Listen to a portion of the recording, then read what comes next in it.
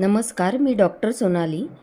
आज मी आले आहे अंदमान आणि निकोबार आयलंड येथील पोर्ट ब्लेअर म्हणजे श्री विजयपुरम येथे असलेले सेल्युलर जेल बघायला. लहानपणापासून अंदमान आणि निकोबार आयलंड म्हटले की काळ्या पाण्याची शिक्षा पहिली आठवणीत राहायची. स्वातंत्र्यवीर सावरकर आणि अनेक क्रांतिकारकांना येथे ठेवण्यात आले होते. भारताच्या मुख्य भूमीपासून हजारो किलोमीटर दूर हे जेल श्री विजयपुरम येथे बांधण्यात आले होते.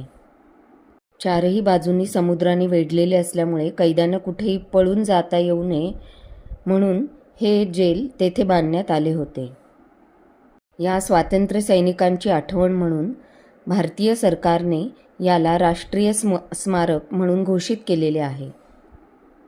आत गेल्यानंतर सुरुवातीलाच स्वातंत्र्य ज्योत सतत तेवत ठेवलेली दिसते. तसेच बाजूला ज्या खुर्च्या दिसत आहे तेथे संध्याकाळी लाईट अँड साऊंड शो बघता येतो.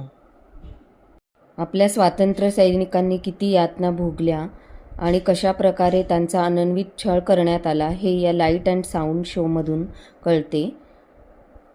बाकीची सेल्युलर जेलची माहिती पुढील व्लॉगमध्ये पाहूयात.